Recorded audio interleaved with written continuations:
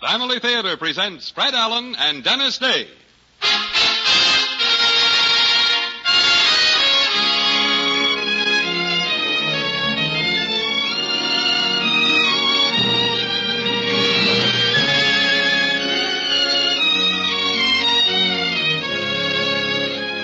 From Hollywood, the Mutual Network, in cooperation with Family Theater, bring you Dennis Day in William the Terrifier. To introduce the drama, your host and narrator, Fred Allen.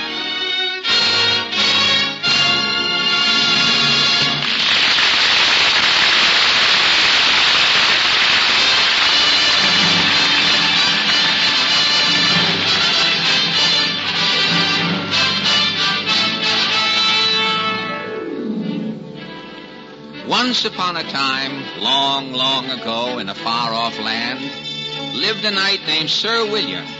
Sir William was different than all the other knights of his time. He was a pretty good knight, as knights went, and was dearly loved by all who knew him. He'd rescued quite a few beautiful princesses in his time, and he'd been the only knight in the kingdom ever to get the best of an ogre. But there was one thing that always bothered Sir William, and about this he worried constantly. Sir William wasn't brave.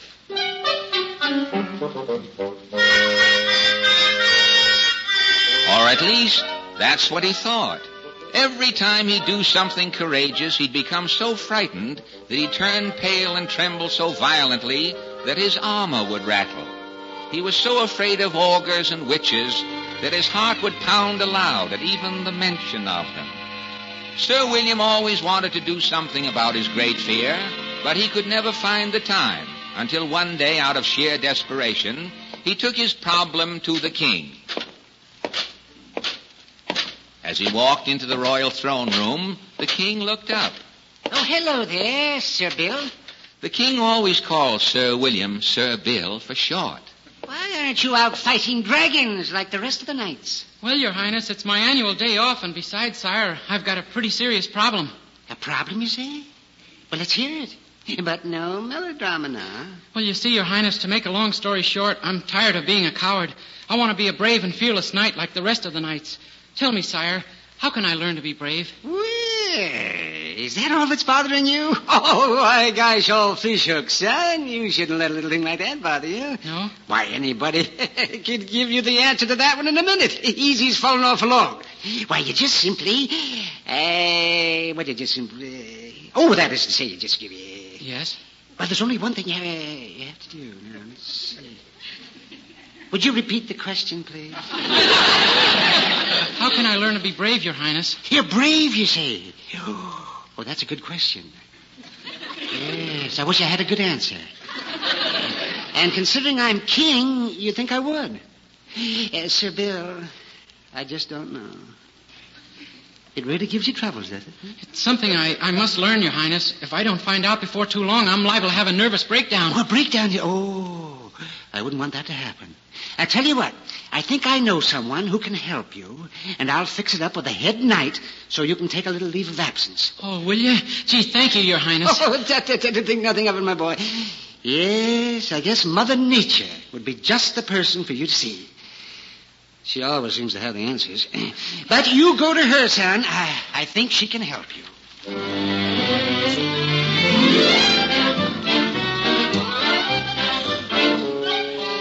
And with that, Sir William set out on the road to Mother Nature's castle, which everybody knows is in the very deepest part of the greenest forest in all of the kingdom. As he rode along, the forest kept getting darker and darker.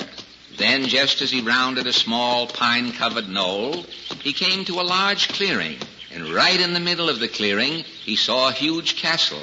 It wasn't like most castles, though. This one was a dark shade of purple, and there wasn't so much as a single blade of grass growing within 50 yards of it. Now, anybody could see that this castle could have belonged to no one but a witch or to an ogre.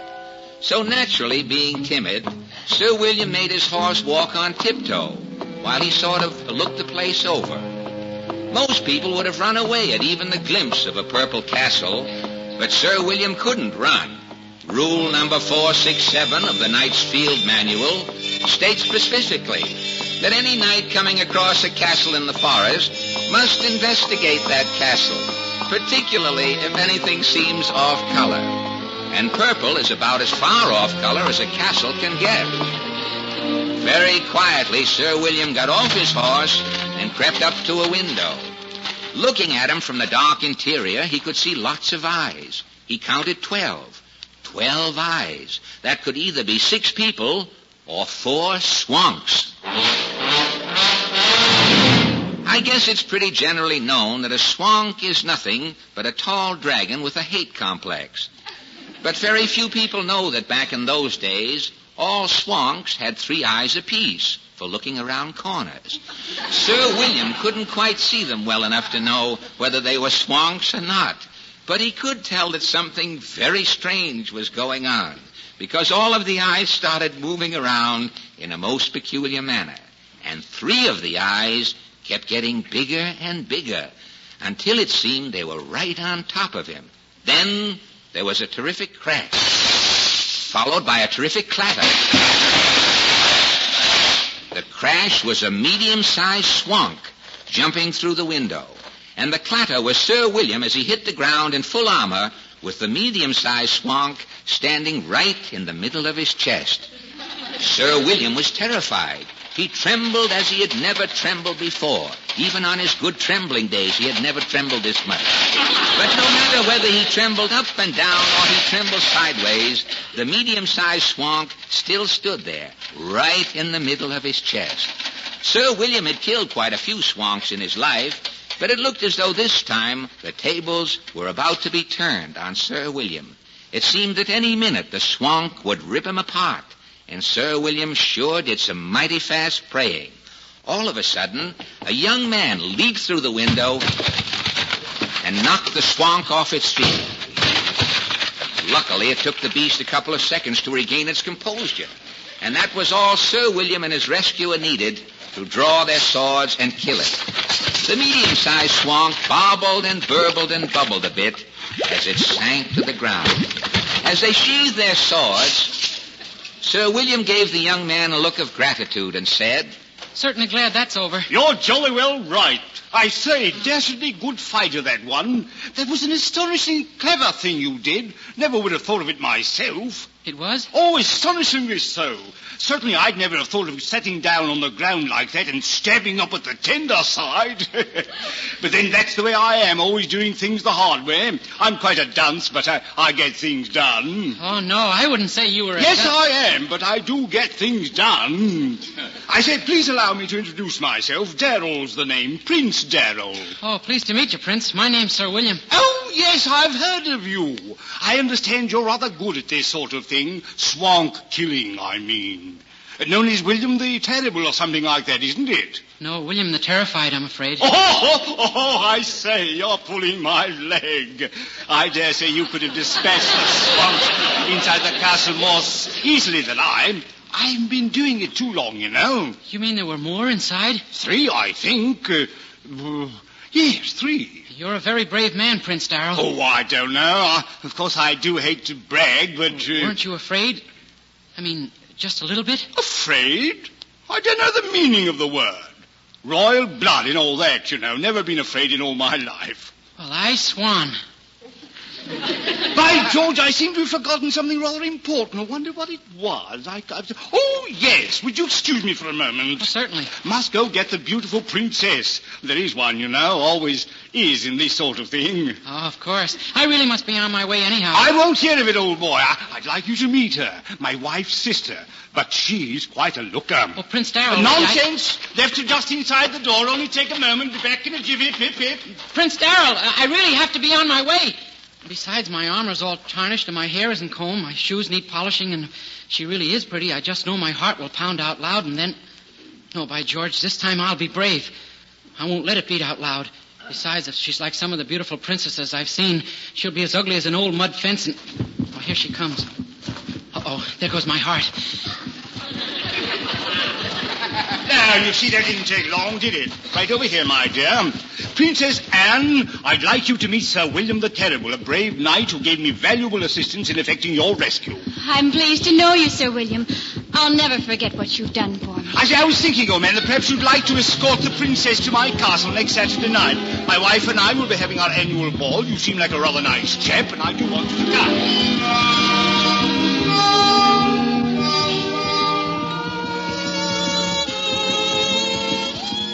This was ridiculous.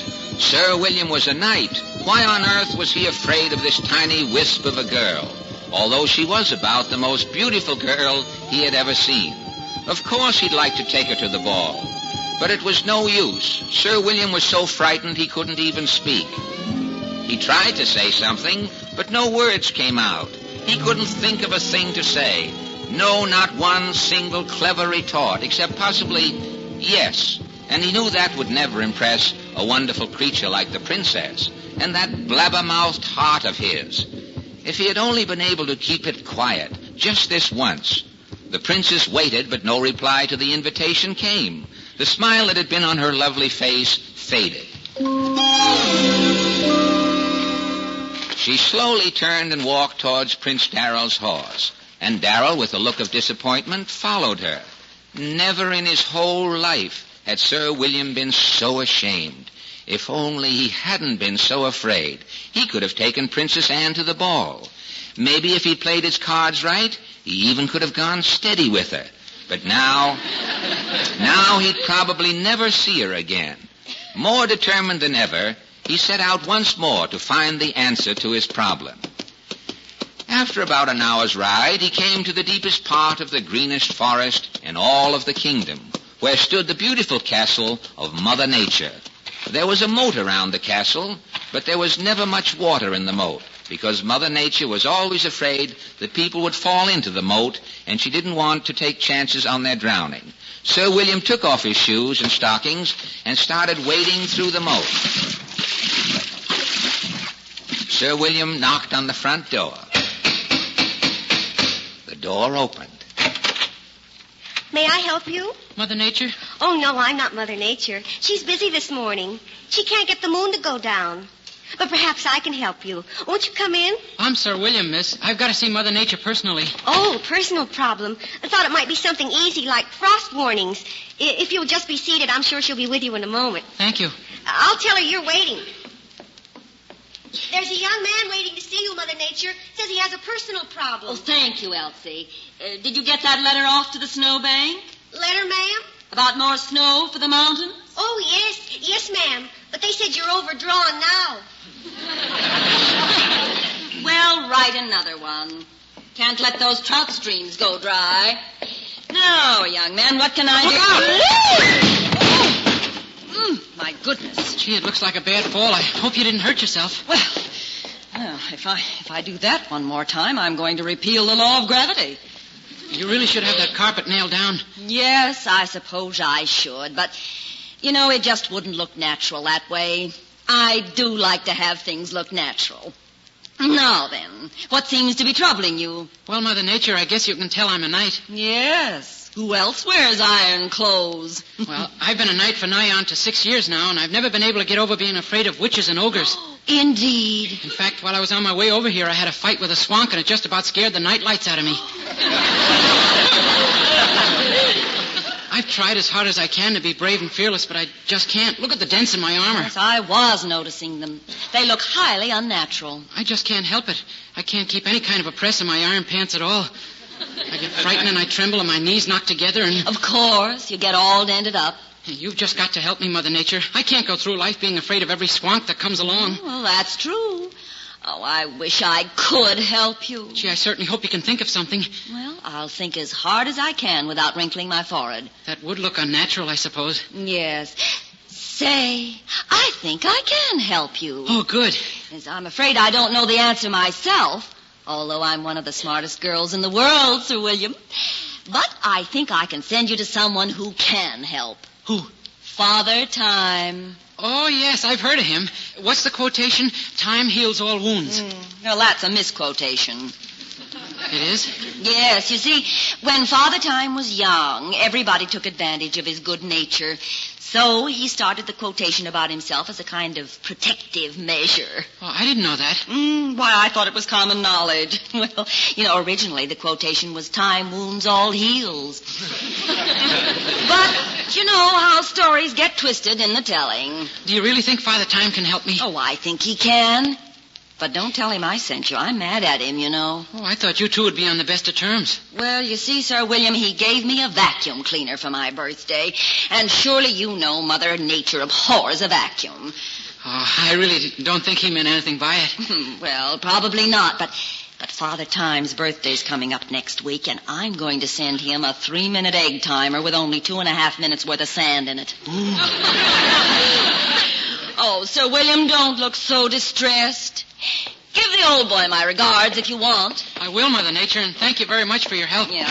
Well, think nothing of it. Say, if you should happen to run into Jack Frost, ask him about getting more snow for my mountains, will you? I sure will. Goodbye and thanks. Yeah, we'll drop in again sometime. Goodbye.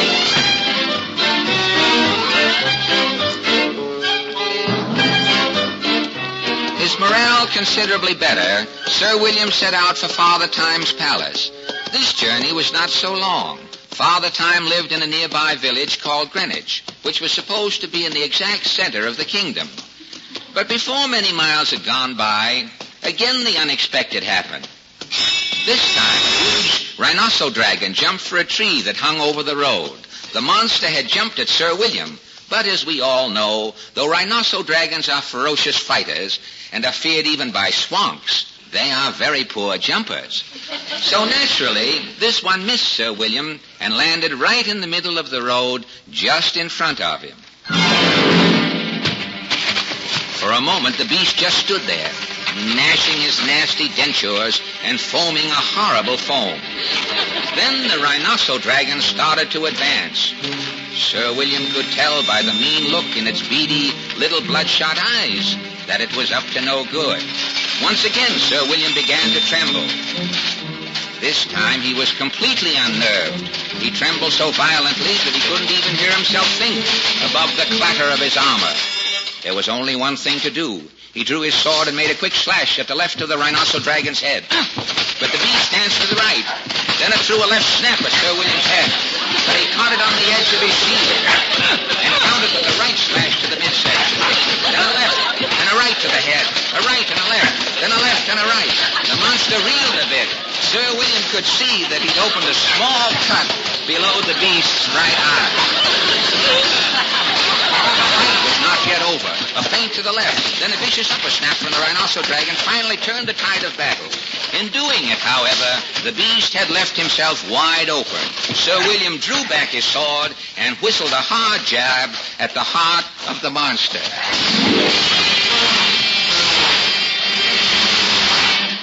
With a gasp and a horrible sigh, another rhinoceros dragon had bitten the dust. It took Sir William quite a while to stop trembling enough to continue his journey, but after a few minutes, the dread of another encounter urged him on toward Father Time's home and an answer to his problem.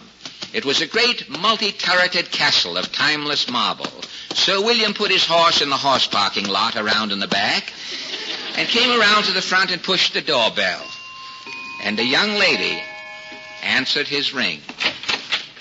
Yes? My name is Sir William the Terrified. I'd like to see Father Time, if I may. Oh, yes. Won't you come in? Thank you. You wouldn't by any chance be his daughter? Oh, no. I'm just his secretary. My name's Miss Calculate. You'll just be seated here. He'll be with you as soon as he finishes his call. Yes, that's right. We certainly have a lot of clocks here. Father Time collects them. Will you excuse me, please? Oh, yes, of course. Collect. Station to station will do. Hello? Arlington Naval Observatory? This is Father Time. I've a note on my desk to call you. Oh, is that all? Sure. No trouble at all. Are you ready? All right, stand by. At the sound of the tone, the time will be E11:59 and 45 seconds. Oh, that's perfectly all right. Call any time. Now, young man, step over to my chronometer corner and have a seat. Yes, sir. Noontime around here is more fun than the 4th of July. You almost scared the nightlights out of me, sir. Yes. I wish you could have seen your face. Your eyes bugged out like a stepped-on toady frog. That's part of my trouble, sir. I'm too afraid. Afraid, eh? Glad to see you're a young man who comes right to the point. No needless waste of time. Valuable stuff, time. Save all you can, my boy. It's hard to make. In fact, I'm about the only guy in the world that can really make time. Yes, sir. So I've heard. Now, about your problem. What do you mean you're always afraid? What are you afraid of? Oh, almost anything, sir. Why, not more than a couple of hours ago, I was so afraid of a little wisp of a girl that Really, sir, I don't think it's funny. I'm sorry. I think I understand. Get on with your story. Well, sir, Princess Anne no sooner spoke to me than I... You became so shaky you couldn't speak. Couldn't think of a thing to say, and your heart was pounding so loud everyone could hear it. Or at least you thought they could. Hey, that's right. But how did you know?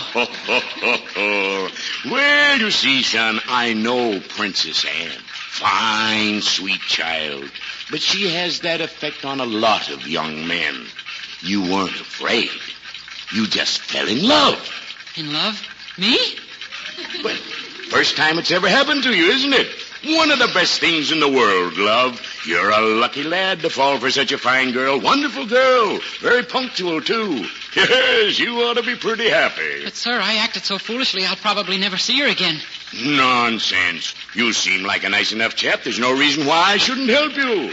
Have to handle it with delicacy, though. Well, what do you mean, sir? Oh, it's best not to let a girl like that know right off the bat that you're sweet on her.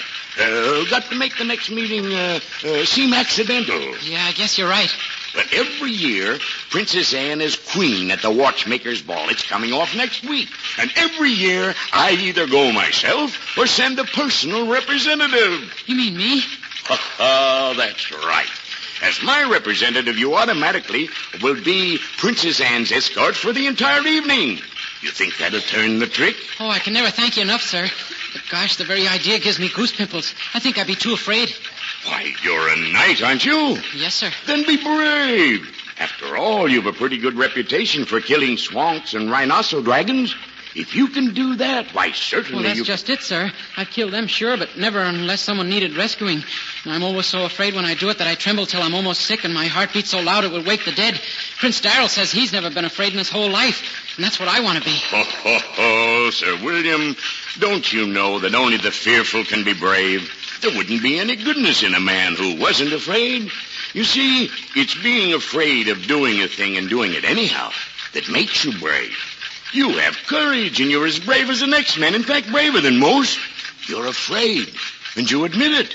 You have courage to face the truth, and believe me, that can sometimes be harder to face than an army of the meanest creatures on earth. You mean I'm supposed to be afraid of doing things like fighting swonks and rhinoceros dragons? That's it, son. To do brave deeds, we must first be afraid of doing them. Gee, I never thought of that. Oh, as long as you're willing to risk your life for your friends or anyone that needs your help, you'll be all right, no matter how you tremble. Father Time, I don't know how to thank you. Don't try. I've been around this old world a lot longer than you have, and I know that most people are inclined to overlook the obvious. Now, you drop around next Tuesday night in your best Sunday armor, and I'll fix you up with my white charger and send you off to the watchmaker's ball. Oh, swell.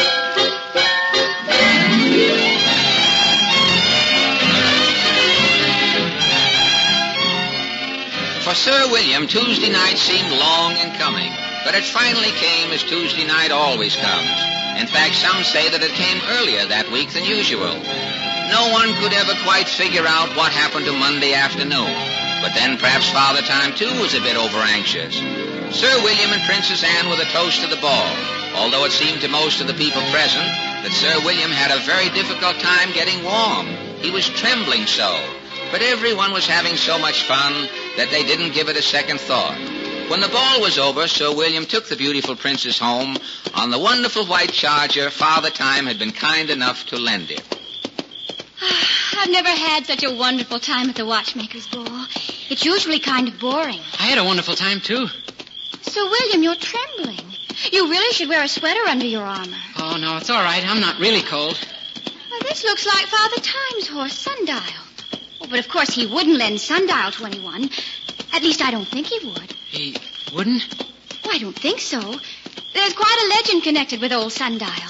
It said that he's as old as Time himself, and that any two people who ride him at the same time are bound to fall in love. Oh, really? That's what Father Time claims. When he escorted me last year, he brought another horse for me to ride. Said he didn't want to take any chances. Princess Anne. Yes? There's something I've wanted to ask you. Yes? What is it, Sir William? I'm just a knight and don't make very much. I work on the night shift. Will you marry me? Why, yes, I'll be glad to. Oh, Princess.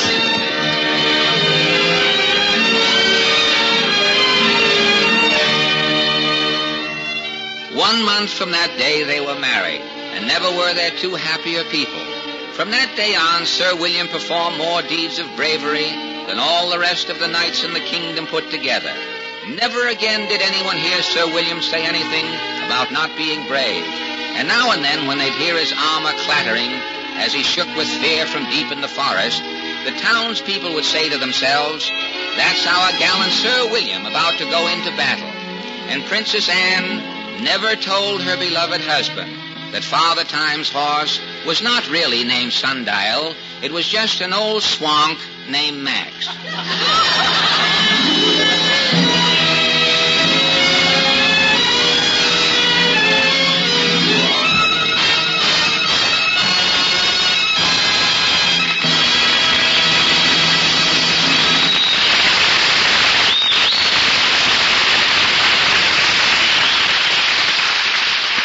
Ladies and gentlemen, this is Fred Allen. There are many types of entertainment on the air today, all planned to bring happy moments to your home and your family. We of the entertainment world are interested, deeply interested in your family. And that is why we appear on Family Theater. Because we know that Family Theater not only brings good entertainment to your home, and we hope a bit of happiness, but because we know, too, that it does something more. Family Theater makes you aware that there is for all of us a powerful force to bring true, lasting happiness to our homes. That force is prayer, family prayer. And that is why we repeat each week, the family that prays together stays together. More things are wrought by prayer than this world dreams of.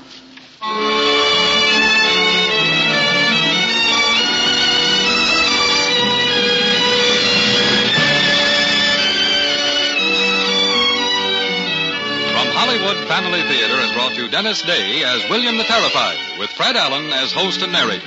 Others in our cast were Howard McNear, Jay Novello, Barbara Eiler, Charlotte Lawrence, Irene Tedrow, and Ken Christie.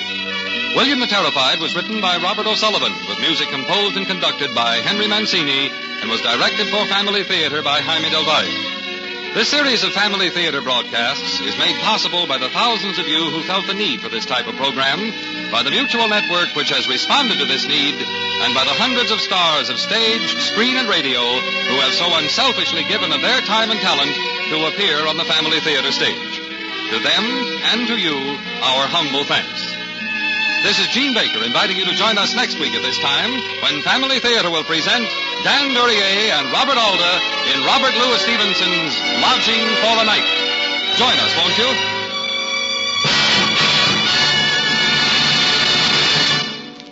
Family Theater is heard in Canada through the facilities of the Canadian Broadcasting Corporation and is broadcast to our troops overseas by the Armed Forces Radio Service.